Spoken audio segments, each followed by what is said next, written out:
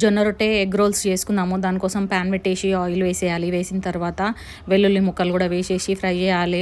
ఒక 2 పెద్ద ఉల్లిగడ్డలు కూడా తీసుకొని అవి ముక్కలు చేసుకొని వేసుకోవాలి. తర్వాత క్యారెట్ కూడా వేసుకోవాలి. ఇవి కొంచెం ఫ్రై కానియాలి. తర్వాత క్యాప్సికమ్ కూడా వేసుకోవాలి. అవి కూడా ఫ్రై చేయాలి. తర్వాత మష్రూమ్స్ కట్ చేసి పెట్టుకోవాలి. అవి కూడా వేసుకోవాలి. ఇవన్నీ ఒక 3 మినిట్స్ ఫ్రై చేసుకోవాలి. తర్వాత సాల్ట్ వేసుకోవాలి. సాల్ట్ వేసుకొని ఒక 3 చిటికెళ్ళు పెప్పర్ పౌడర్ కూడా వేసుకొని కలుపుకొని పక్కన పెట్టేసేయాలి. ఒక బౌల్ తీసుకొని అందులో కొంచెం సాల్ట్ వేసుకోవాలి. తర్వాత కట్ చేసుకున్న కొత్తిమీర కూడా వేసుకోవాలి. 2 ఎగ్స్ తీసుకొని అది కూడా బీట్ చేసుకోవాలి.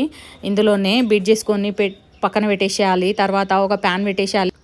ఆమ్లెట్ వేసేయాలి. ఆమ్లెట్ కొంచెం ఫ్రై కాగానే దాని మీద జొన్న రొట్టె ఉంటుంది కదా, అది కూడా పెట్టేసేయాలి ఎగ్ రోల్ కోసము.